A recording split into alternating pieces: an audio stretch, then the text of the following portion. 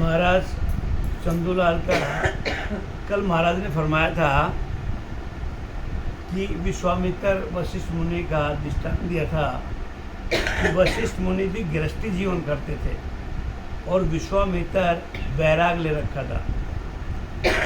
तो उन्होंने पल भर का सत्संग दिया, उन्होंने 30,000 वर्ष की तपस्या का दान दिया, लेकिन तब भी बराबर नहीं हुआ।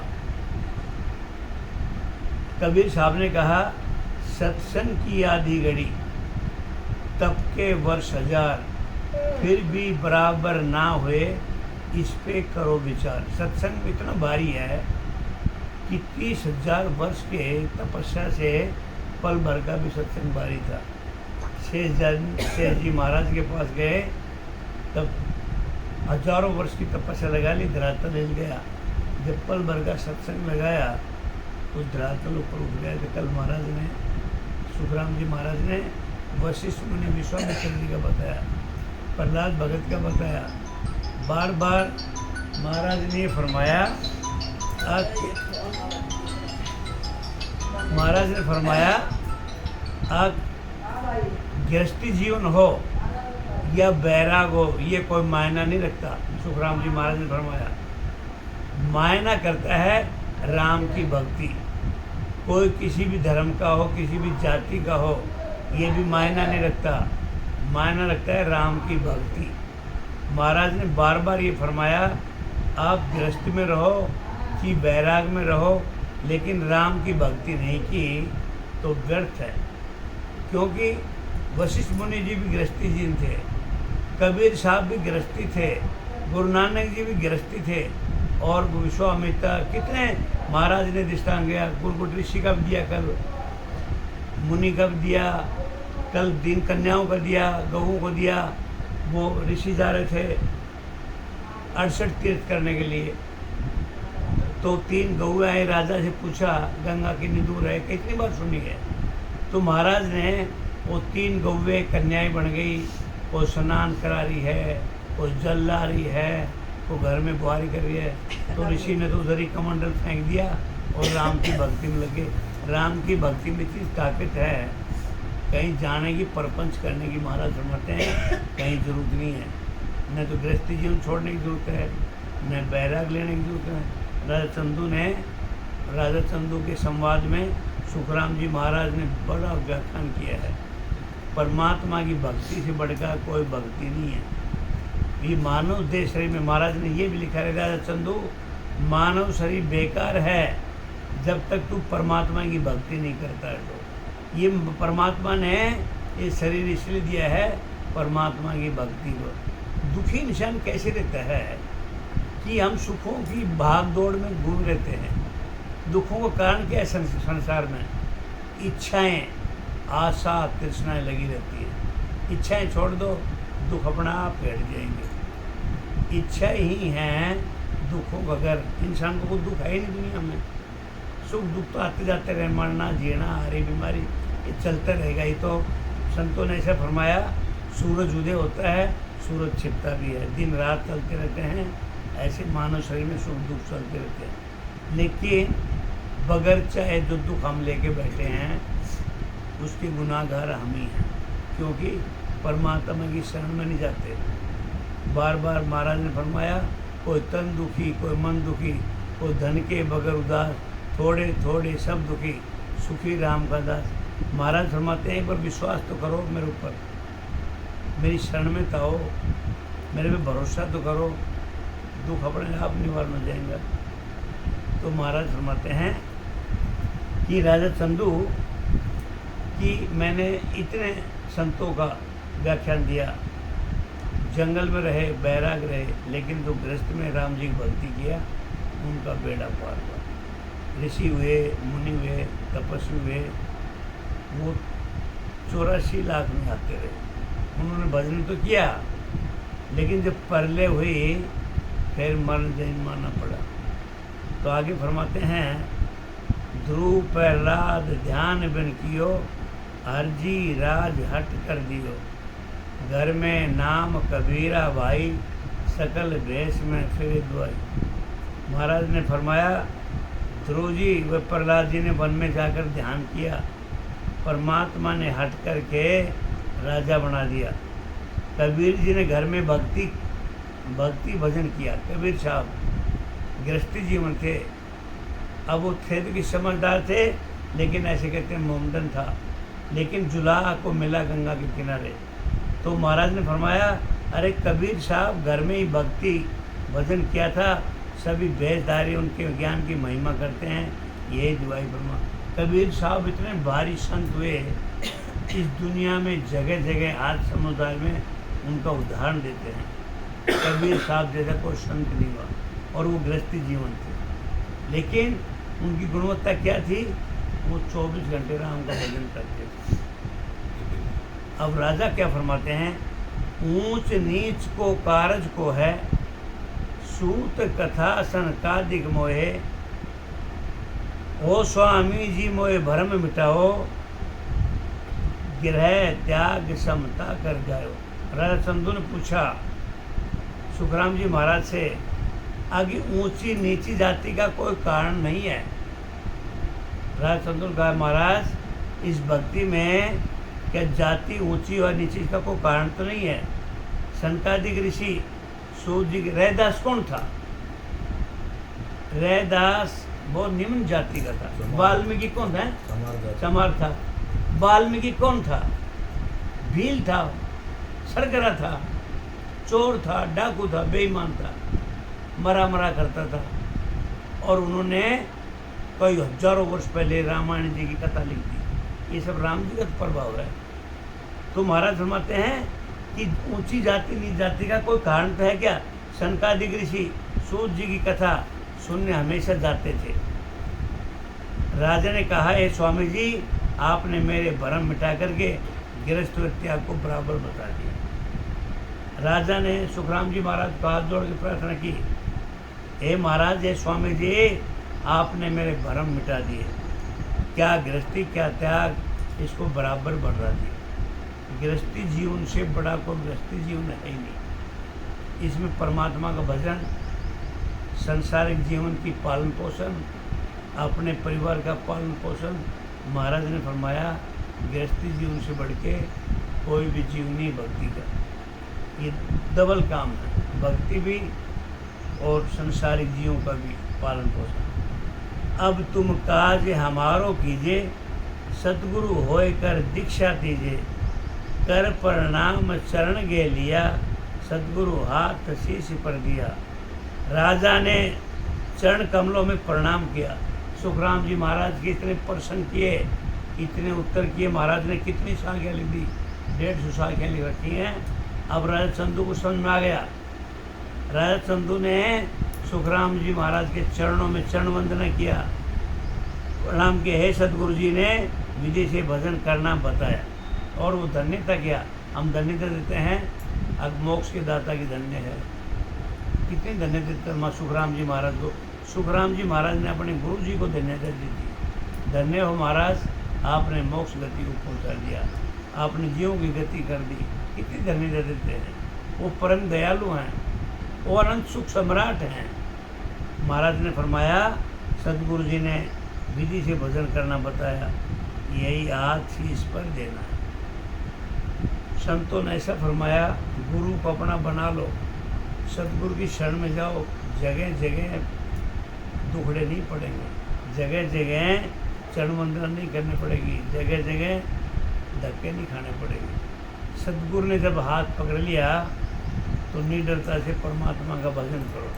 ऐसा सुखराम जी महाराज ने राजा चंदू के अध्याय में बताया। यही हाथ शीश पर देना है। राजा ने कहा, आप मेरा उद्धार करो और गुरु पद का ज्ञान बताओ। राजा चंदू ने सुखराम जी महाराज का चरण वंदना की और पैरों में गिर गया, हे महाराज, सतगुरु विधि से भजन करने की मेरे को आज्ञा दो और आप मेरा उद्धार करो और गुरु पद का मेरे को ज्ञान बताओ। दीक्षा लीवी राम लीव लागी, भक्त पुरातम हृदय लागी, बागा तूर सूर घट उगा, लाग्यो ध्यान परम पद पूगा।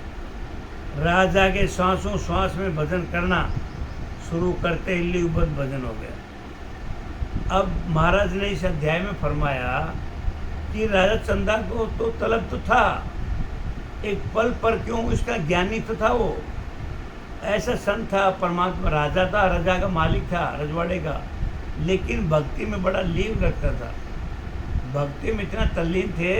महाराज फरमाते हैं उन्होंने श्वास जैसे भजन किया तो उनको बहुत थोड़े समय में लिवबंद भजन हो गया। लिवबंद भजन का मतलब उनको कोई शुभ चेतना ही नहीं है, वो आते सांस जाते सांस वो उस भजन में ऐसा लवलीन हो गया, उसको शील शांत संतोष मन बुद्धि चित्त अहंकार सब लिपायमान हो गया, क्योंकि वो तो इसके भजन में तो लग ही रहा था।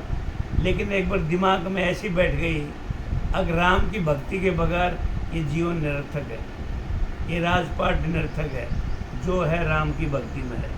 तो महाराज फरमाते हैं जैसे भजन शुरू किया उसका लिवबंद भजन हो गया और पूर्व जन्म की भक्ति हृदय में जागृत हो गई, क्योंकि पूर्व जन्म के चमत्कार थे। आज हम सत्संग में बैठे हैं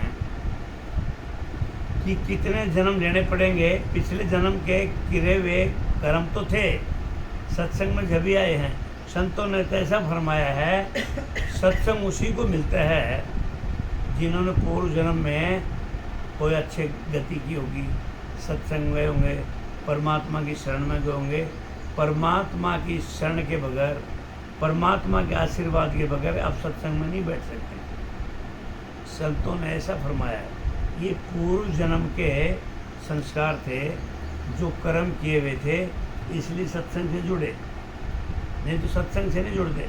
महाराज ने कई बार इस अध्याय में फरमाया, जब तक सद्गुरु परमात्मा की कृपा नहीं होती तो सत्संग नहीं मिलता, और सत्संग मिल जाता है तो ये समझो कई कर्मों का कोई न कोई कर्म किए, अच्छे कर्म किए हुए, तभी सत्संग में मिलने की हमें लाभ मिला। तो महाराज फरमाते हैं राजा चंदू को अब पूर्व जन्म की भक्ति हृदय में जागृत होगी, क्योंकि राजा चंदू ने ऐसा इस युग में, जब राजा तब की बात नहीं है, उसके कर्म उसकी भक्ति पूर्व जन्म की थी, जब तो लिवबंद भजन लग गया। आज हम इस सत्संग में आए, सत्संग में चाहे ज्ञान बैठो या ना बैठो, सिमरण करो या ना बैठो, जागो या मत जागो, लेकिन महाराज फरमाते हैं उसके दरबार में हाजिरी जोड़ लेती, ऐसा कबीर साहब ने कहा। बाकी तो जैसी भक्ति वैसी शक्ति, ये तो है, जितना जैसे भजन करेंगे उतना ही गति स्पीड से बढ़ेगी, लेकिन सत्संग में हाजिर लगना, महाराज फरमाते हैं कबीर साहब ने कहा, ये भी एक गति है, क्योंकि सत्संग में हाजिर लगना भी सबकी नसीब में नहीं होता।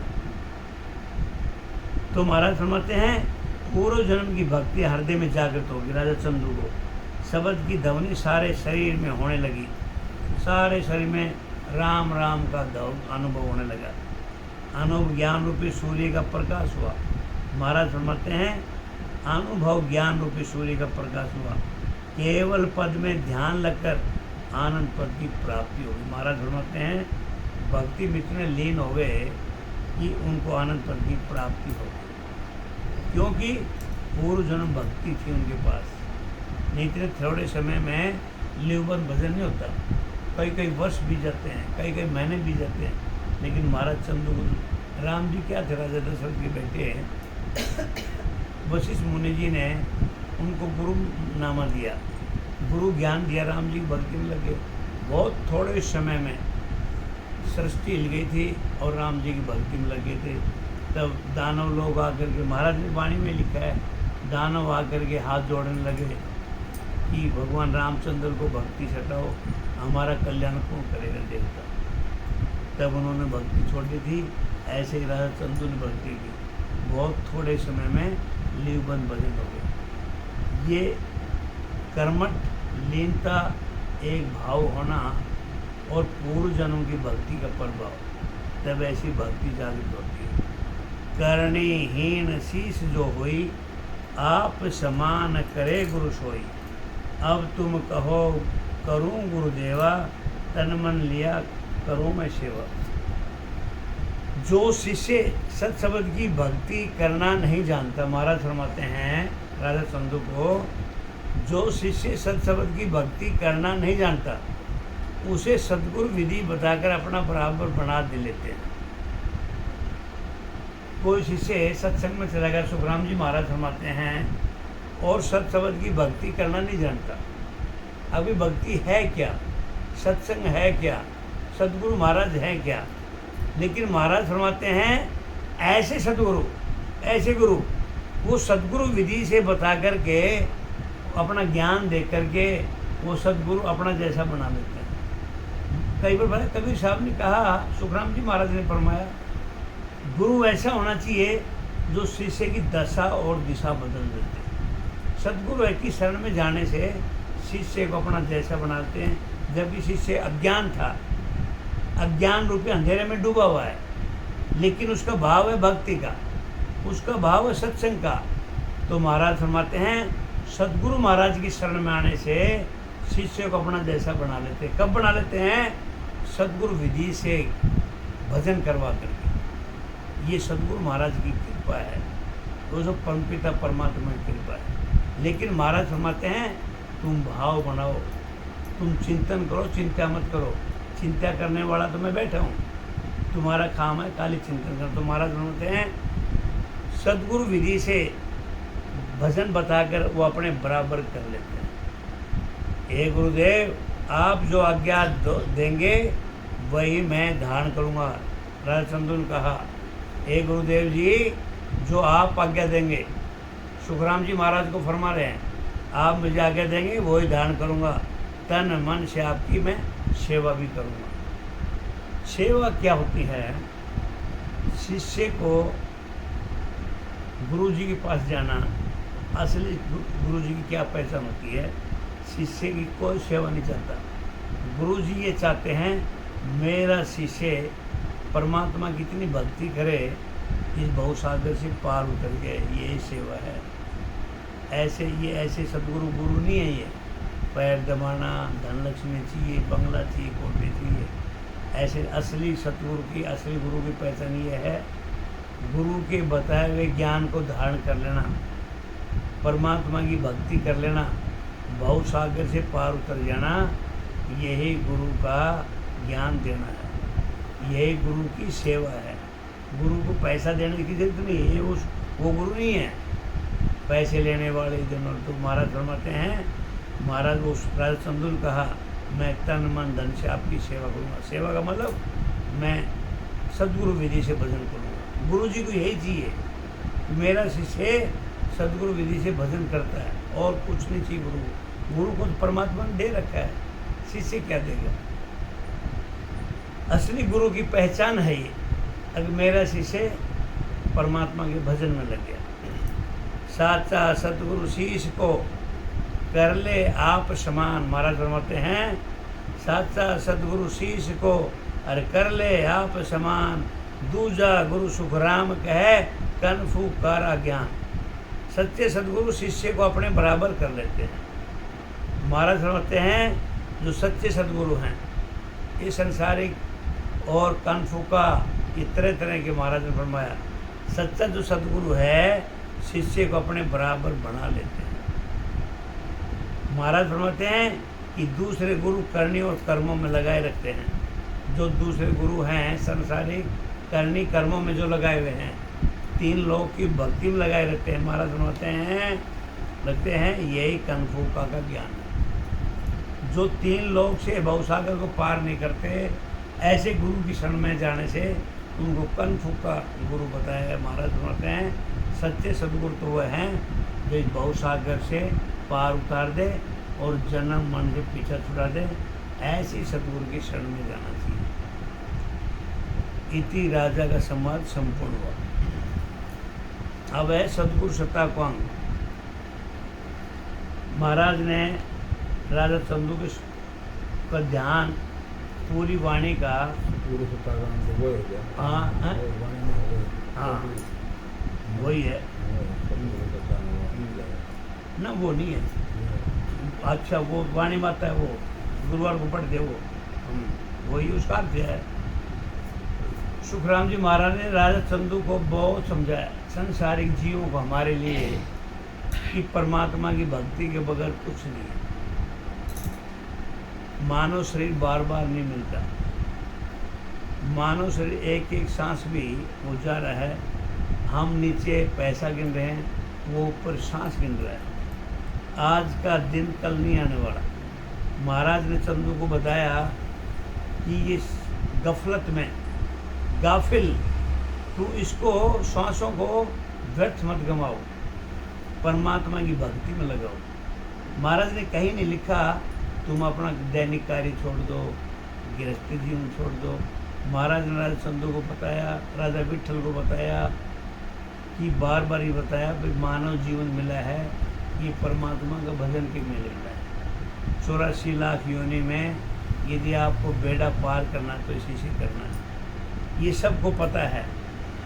अब भजन के बगैर बेड़ा पार नहीं होना, लेकिन भजन करते नहीं। अज्ञानी जो सत्संग बन जाते हैं उनको पता है परमात्मा तेरे अंदर बैठा है, लेकिन परमात्मा को जागृत कौन करेगा, मन बुद्धि को काबू में कौन करेगा।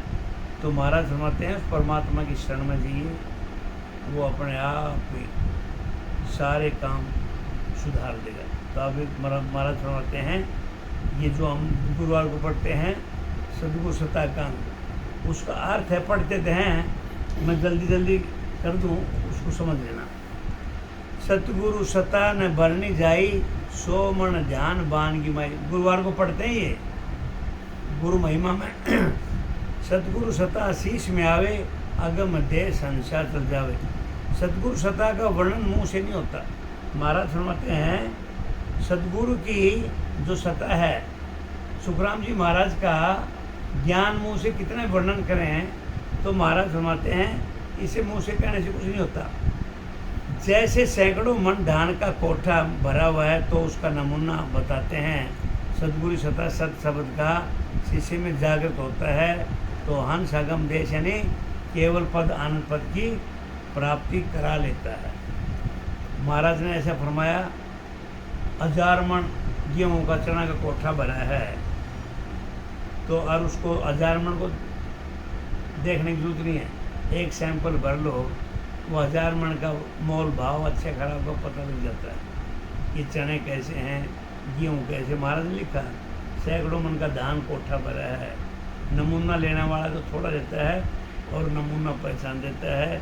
तो महाराज फरमाते हैं ऐसे ही सतगुरु सता जो शब्द है शिष्य में जागृत होता है, तो ऐसे ही केवल पदानंतर की प्राप्ति करा देता है। चुगे चगोर चंद्रमुख जोवे, शीतल अग्नि किस विध होवे। शशि के अमृत बसे शरीरा, साचा गुरु चंद्रामण हीरा। चकोर पक्षी अग्नि का चूर्ण करता हुआ चंद्रमा की तरफ देखता है। चकोर है वो महाराज फरमाते हैं चंद्रमा की रोशनी का ही भोजन करता है, उसकी तरफ देखता रहता है। चंद्रमा के शरीर में अमृत का निवास है। इस तरह सत्य सद्गुरु चंद्रामण हीरे की तरह है। वो चकोर है, चंद्रमा की तरफ देखते रहता है, और चंद्रमा को देख देख करके उसको अमृत जैसा आनंद आता है। तो महाराज फरमाते हैं इसी तरह सच्चे सद्गुरु चंद्रामणि की तरह होते हैं। जैसे चंद्रामणि हीरा नकली हीरों को भी अपने समान सच्चा बना देता है। आप अमोलक और बनावे, दीप ग्राग दीप जग जावे। यूं सिस कोई करने का हीना, आप समान करे प्रवीणा। सद्गुरु आप अमूल्य हैं। सद्गुरु जी की कोई कीमत नहीं, और परमात्मा है। सद्गुरु जी आप अमूल्य हैं, दूसरों को भी अमूल्य बनाते। सद्गुरु ऐसे होते हैं, खुद तो बहुत कीमती होते हैं, वो परमात्मा है, और शिष्य को भी इतना अमूल्य बना देते, कीमती बना देते हैं। जैसे कोई शिष्य करने का हीन है, तो भी सद्गुरु आप अपने शिष्य को अपनी ऐसा महाराज ने फरमाया कोई शिष्य ज्ञान रूपी अहंकार में डूबा हुआ है, परमात्मा की भक्ति नहीं करता, बोलता है करनी कर्मों से इतना हीन है, तो महाराज फरमाते हैं सद्गुरु की शरण में जाने से सद्गुरु महाराज अपना जैसा बना देते हैं। यही सद्गुरु महाराज की कृपा है। महाराज ने बार बार फरमाया कि कितना भी अज्ञानी शिष्य हो, कितना भी हीन कर्मों का हो, लेकिन सद्गुरु की शरण में आने से वो अपना जैसा बनाते हैं। दिन दिन जारी सफल कमाई, जहाँ संगत सदगुरु की पाई। उड़ उड़ भुजंग चंदन बन जावे, यूं शीश तन की तपत जो। गुरुवार को हम पढ़ते हैं, लेकिन उसका अर्थ दे रखा महाराज ने। अब सदगुरु की सत्ता का कितनी ताकत है, उसकी भी कितनी सामर्थ्य है सदगुरु की। तो जिन्होंने सदगुरु की शरण ली, महाराज फरमाते हैं उनको धन्य है, धन्य है। बार बार महाराज फरमाते हैं जो सदगुरु की शरण में है वो धन्यता के पात्र हैं। सरफ उड़ उड़ करके चंदन की ओर जाते थे।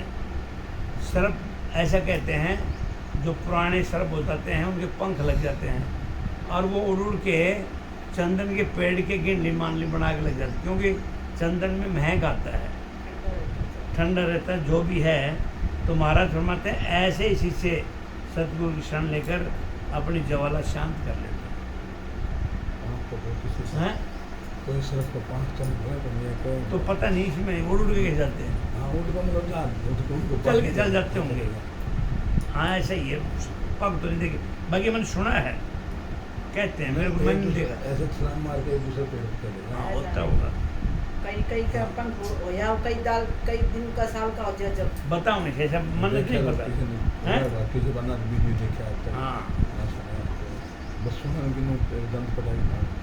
हाँ, लेकिन वो सर्प ऐसा तो है, चंदन के पेड़ के पास हो जाते हैं अपनी गर्मी को बुझाने के लिए। तो महाराज फरमाते हैं ऐसे जो शिष्य हैं सदगुरु की शरण में जा कर के अपनी ज्वाला को शांत करते हैं। अंग ज्वाला व्यापे नहीं कोई, यूँ संगत सदगुरु की होई। जड़ी सजीवन जीव जिवाया, क्या करनी मुर्दा कराया। महाराज फरमाते हैं शरीर में किसी तरह की ज्वाला नहीं व्यापती, ऐसी सदगुरु शरण है। संजीवनी बूढ़ी मरे हुए जीवों को जिंदा कर देती है, मरने वाला क्या करने करके आया है। जो संजीवनी महाराज फरमाते हैं मरे हुए मुर्दे को भी जिंदा कर देती है, ऐसी सदगुरु की सत्ता का अंग है। आदमी महाराज फरमाते हैं जो जीव स्त्री हो पुरुष हो सदगुरु की शरण में आ गया तो उसको संजीवनी जैसा बांध लगता है, संजीवनी जैसी बूटी लगती है, उसका ये भवसागर से बेड़ा पार होना तय है। अमर करे आमीर रस पावे, यूं सतगुरु की शता कहावे। पारस का सुन पराक्रम भाई, लो अपरस कंचन हो जाए। केवल पद के ज्ञान का खंड आनंद आना ही, अमर करना व आनंद पद में ले होना ही अमरस पीना है। यह सतगुरु की शता कहलाती है। पारस का पराक्रम कि लोहे को लगते ही लोहे को सोना बना देता है। बोरू काटन लागे कोई, ओ पराक्रम सतगुरु में होई। कल ब्रज पूरे मन की आशा, यूं सतगुरु ऐसे विरासा। महाराज फरमाते हैं फिर उस लोहे को काट नहीं लगता, जैसे ही शिष्य जन्म मन से रहित हो जाता है, ऐसे सतगुरु का पराक्रम है। कल पुरुष मन की आशाएं पूर्ण कर देता है, ऐसे सतगुरु की सुखों की प्राप्ति कर। लोहे को पारस पत्थर लगा दिया तो सोना बन जाती, काट तो लगने का कोई मतलब ही नहीं है। फिर दूसरा उन्होंने दृष्टांत दिया, अब जो शिष्य जन्म मन रहित हो जाता है क्योंकि वो सतगुरु की शरण में चला जाता है, तो महाराज फरमाते हैं जो कल्प वृक्ष के नीचे बैठ करके और पूर्ण अपना ध्यान लगाता है और जो मांगता है वो इच्छाएं पूरी हो जाती हैं। महाराज फरमाते हैं वो ताकत वो सत्ता सदगुरु महाराज में है। चिंतावन चिंत्या फल पावे, यूं सदगुरु निज नाम बतावे। ज्यों जूरा कल जम को डर भागे, जे निज नाम सीख में जागे। मन में चिंतन करने से फलों की प्राप्ति चिंतामणि जैसी होती है। ऐसे सदगुरु निज नाम बताते हैं जिसे बुढ़ापा काल जमराज का डर नहीं रहता। यदि शिष्य में निज नाम की जागृति हो जाती है तो जन्म मरण से रहित होना, काल बुढ़ापा नहीं आना। महाराज फरमाते हैं सदगुरु महाराज की इतनी सामर्थ्य है, इतने समर्थ हैं, उनकी शरण में आने से न तो बुढ़ापा आता, न काल आता, न यमराज की मार होती। तो महाराज फरमाते हैं उनका जन्म मन से भी पीछा छूट जाता है। सतगुरु सता कहीं नहीं जावे, नग पंखी हीरा निभ जावे। ओ इचरज मानो मत कोई, कीट पलट बवरा की मोई। सतगुरु सता कहने में नहीं आती। महाराज फरमाते हैं जो सतगुरु महाराज की सत्ता है वो कहने में नहीं आती। नग पक्षी से हीरा पैदा होता है, ऐसे कोई आश्चर्य मत मानो, कीड़ा पलट कर भौरा कैसे हो जाता है। अमर विवान शीश चलावे, पांचों ज्ञान गैब को पावे। यूँ सता सतगुरु की भाई, जागे शब्द शीश तन्माई। अमर विवान यानी सत्शब्द शीशे में प्रकट होता है, यही पांचवा ज्ञान है। चार ज्ञान संसारिक ज्ञान है, पांचवा ज्ञान ये महाराज अणव्य ज्ञान है। अब ये शिष्य में पांचवा ज्ञान पैदा हो जाता कब? जब सतगुरु की सत्ता होती है। इस सत्ता से ही शिष्य के तन में शब्द की जागृति हो जाती है। छाए होमा विवेक राजा, फिरे दुहाई कह महाराजा। सतगुरु सत्ता शीशियों लेवे, साध साध कर सब जुग ले। हुमाओ पक्षी की छाया में रंग भी आ जाता है तो भी शरीर राजा हो जाता है। महाराज फरमाते हैं हुमायूं पक्षी उड़ता है और उड़ते के नीचे यदि कोई भिखारी भी आ जाए तो राजा बन जाता है। ऐसे ही सतगुरु की महाराज की शरण में आने से भिखारी आदमी भी राजा बन जाता है, मतलब बहुत सागर से बेड़ा पार हो जाता है। उसकी दुआई फिरने लग जाती है, सब उसे महाराज कहने लग जाते हैं। इस तरह शिष्य सतगुरु की सत्ता धारण करता है तो सब जगत में उसको संत मानकर उससे ज्ञान प्राप्त करना चाहते हैं। सतगुरु सत्ता जीव यो जागे, चमक पत्थर लोहा उड़ जागे। ओ सुन सता गुरु के माही, जड़ पशुआ चेतन हो जाए। चकमक पत्थर के लोहा लगने से आग प्रकट होती है। पत्थर हैं वो आपस में घर्षण करते हैं तो अग्नि पैदा होती है। तो महाराज फरमाते हैं ऐसे ही सतगुरु की सत्ता से जीव जाग जाते हैं। पत्थर से पत्थर मारेंगे, मारेंगे तो साग पैदा हो। हाँ आग पैदा होती है। हम ये जो दलाव हाल हाँ। मत स्प्रे हुई है ना, बिल्कुल ऐसा ही है। वाइट पत्थर जी है। हाँ वाइट पत्थर वो थोड़ा बुई से का जो निकले हमारे हाँ तुरंत आग पकड़ लेती, सही है। तो महाराज फरमाते हैं ऐसे ही सतगुरु की सत्ता में ताकत है। वो कैसे भी अज्ञानी जीव हो, जैसे पत्थर से पत्थर आग पैदा कर देते हैं, महाराज ऐसे ही सतगुरु की सत्ता का पद का ज्ञान प्राप्त करा देते हैं। यही चेतन ताना है। सतगुरु सत्ता सेज सिख झेले, अरद उरद बिचरामत खेले। श्वासों श्वास रटे नित साई, निर्मल नैन खुले घटमाई। महाराज फरमाते हैं सतगुरु की सत्ता सहज में शीश धारण कर लेती है, सांसों श्वास में भजन करता है। सांसों श्वास में हमेशा भजन करने से निर्मल नैन यानी सुख रूपी नेत्र घट में खुल जाते हैं।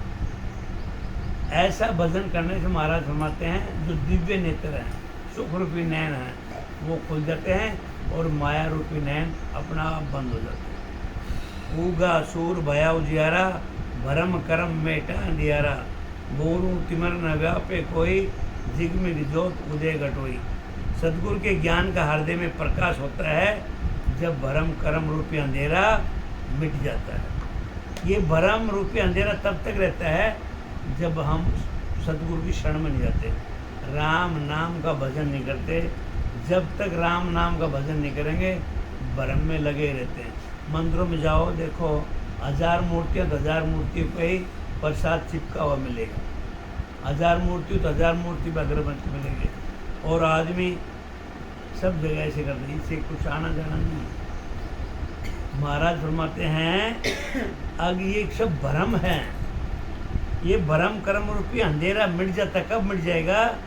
जब अज्ञान रूपी अंधेरा व्याप्ता सत शब्द के रूपी ज्योति का घट में प्रकाश होना, जिग्मिग होना। जब सत शब्द रूपी इस घट में ज्योति जलेगी तब ये भ्रमों का निवारण हो जाएगा। ज्यों मुख दी से दर्पण माई, अरस पर सेवक हरसाई। दिल ही में साहिब दीदारा, कोटक बाण हुआ उजारा। दर्पण में मुंह सामने नजर आता है, ऐसे ही आत्म चेतन सेवक को सत शब्द यानी स्वामी का अखंड अनुभव होना, स्वामी व सेवक का अरस परस होना है। सत शब्द का दिल में अनुभव होना ही साहिब का दर्शन होना है। सत शब्द का रग रग रोम रोम में खंड खंड खंड पिंड ब्रह्मांड में अगम जैसे अनुभव होना, ज्ञान रूपी करोड़ों सूर्यों का प्रकाश होना है। महाराज फरमाते हैं मानव रूपी शरीर में जब सत शब्द की जागृति होती है तो ब्रह्मांड में तो एक सूर्य है, उधर करोड़ों सूर्य जैसा प्रकाश होता है। ये सत शब्द का सब प्रताप है।